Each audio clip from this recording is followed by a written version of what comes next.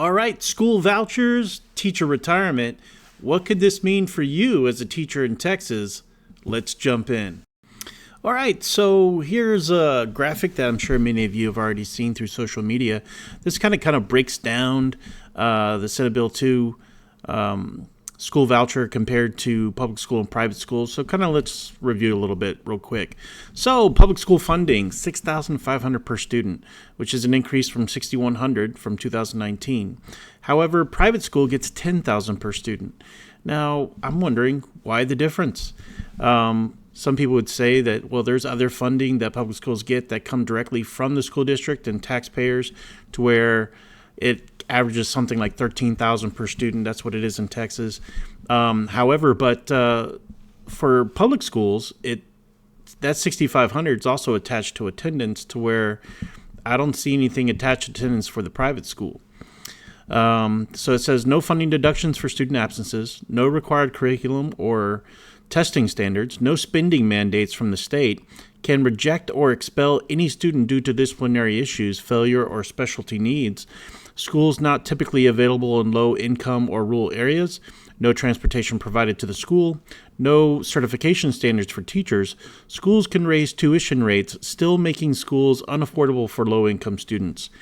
Whereas on the public school side, funding deductions for student absences, STAR test performance and graduation requirements, spending mandates from the state, must accept any student to attend, schools available to attend locally within geographical boundary, transportation to school provided to students beyond certain distance, teachers held to certification standards. So when I was going through my master's program for education administration, I noticed that charter schools, they don't have to require teacher certification, nor do they have to require an actual college degree.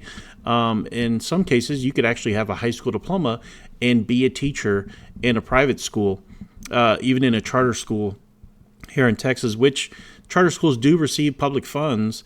And maybe if this bill is passed this legislative session, private schools would also get public funds.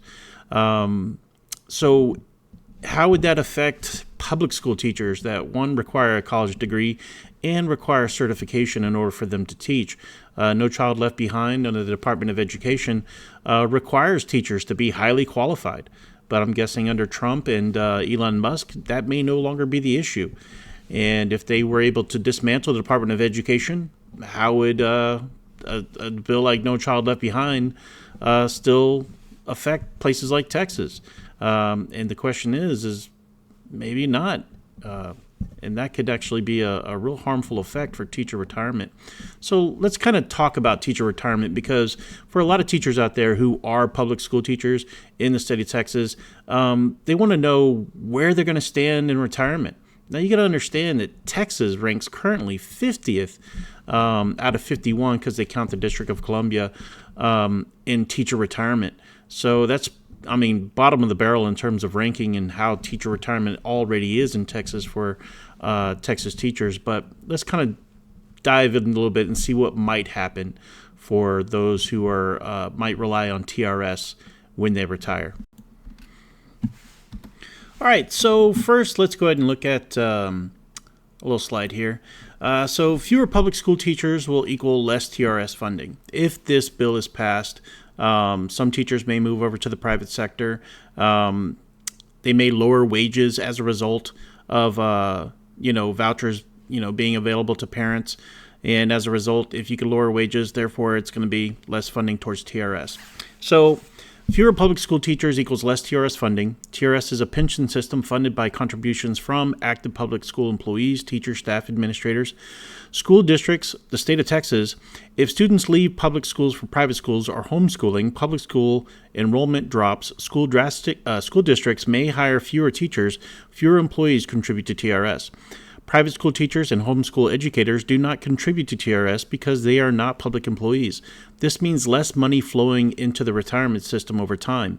Logical outcome: if a significant number of families switch to private schooling, TRS could see reduction in funding due to fewer active contributors.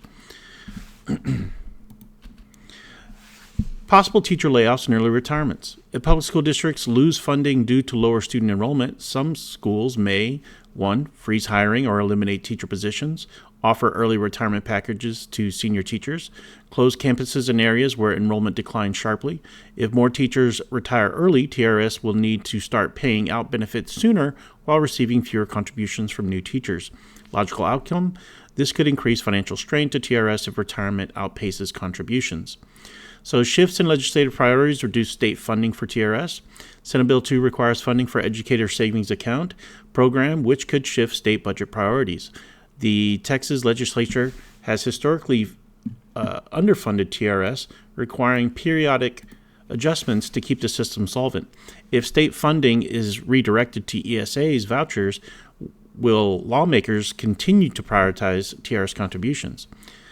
If the state prioritizes funding ESAs over TRS, the pension system may require higher teacher contributions or benefit reductions to stay solvent. Private charter schools won't pay into TRS.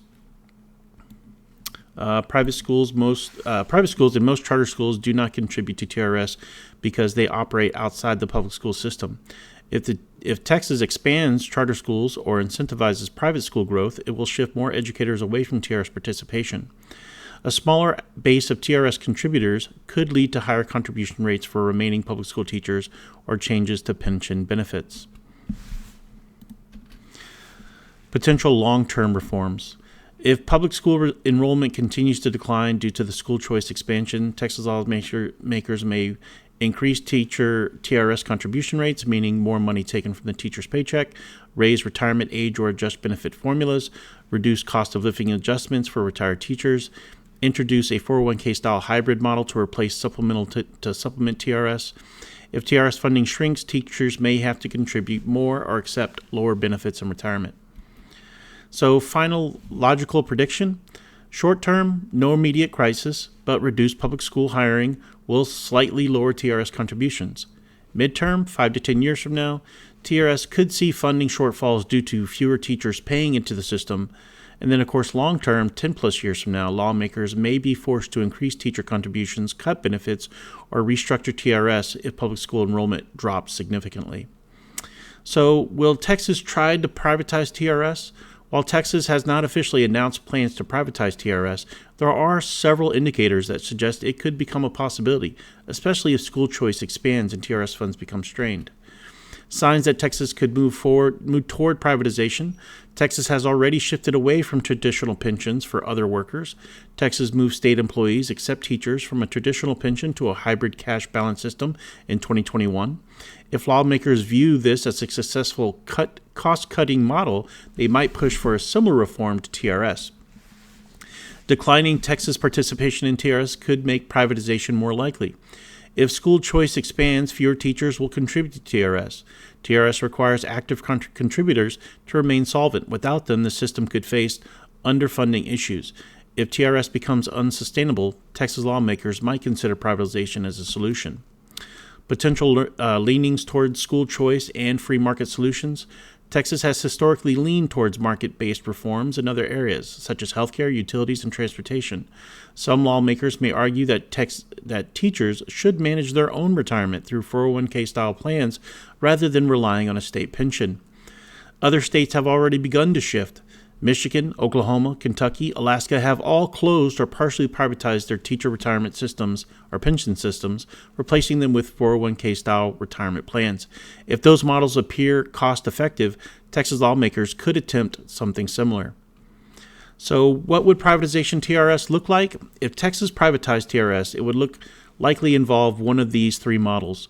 1. Move new teachers to 401k style plans. New hires would no longer enter TRS.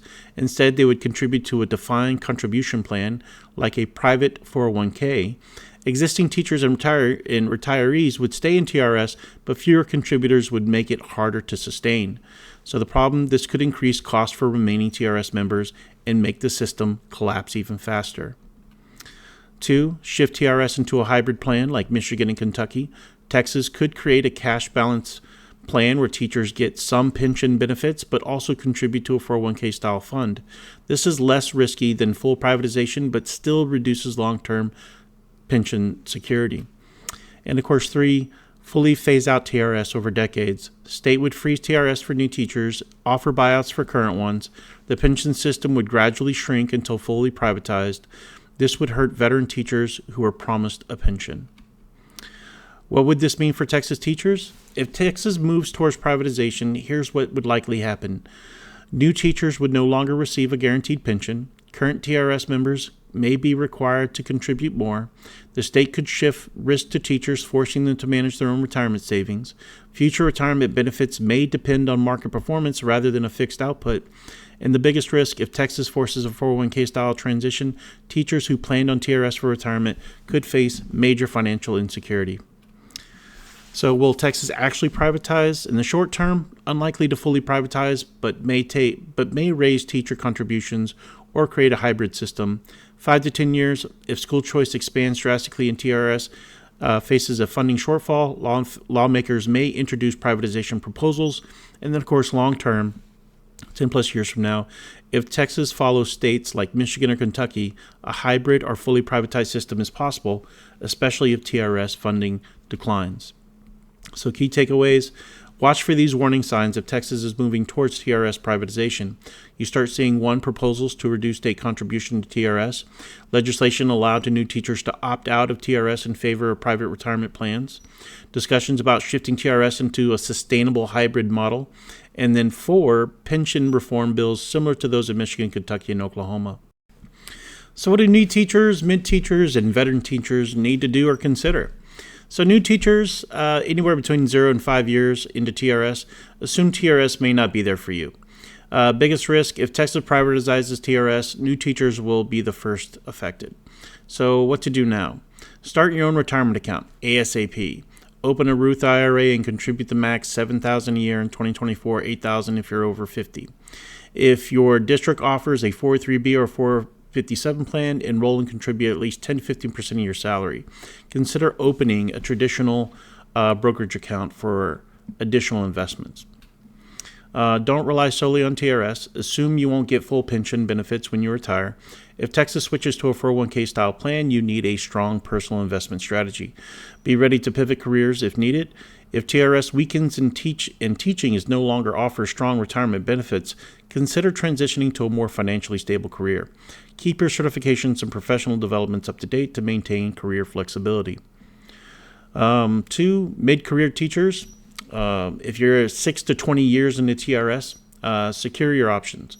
Biggest risk, if privatization happens, your pension may be reduced and contribution rates could increase. So what to do now? Diversify your retirement savings. You're too invested in TRS to walk away, but you also need a backup plan. Open a 403B, 457, or IRA if you haven't already. Increase your contribution rates to at least 15% of your salary.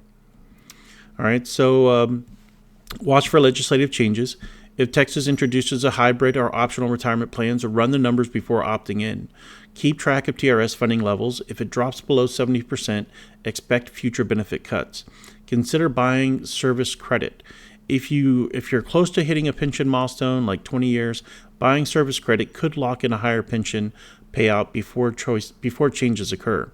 Maximize your TRS benefit before the rule changes. If contribution rates go up, plan for lower take-home pay. If Texas reduces future pension multipliers, lock in the best benefits possible now. Veteran teachers, 20 plus years into TRS, protect what you've earned. Biggest risk, TRS benefits could be reduced or frozen, and cost of living adjustments may be delayed. What to do now? Retire at the right time. If TRS looks unstable, retire before major pension changes.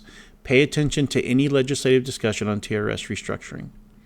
So you also want to advocate for teacher retirement protections. Join TRS advocacy groups or teacher organizations that lobby against pension cuts. Contact lawmakers to push for fully funding TRS instead of phasing it out. Don't count on TRS alone. Even if you've been in TRS your whole career, invest in other retirement accounts. Consider a side business, real estate, or annuities to supplement your pension. Plan for healthcare costs. If Texas cuts retire healthcare benefits, you may need private insurance. Consider health savings accounts, such as for tax-free medical expenses in retirement. And then, of course, final takeaways for all teachers. Start saving independently now. TRS alone isn't enough.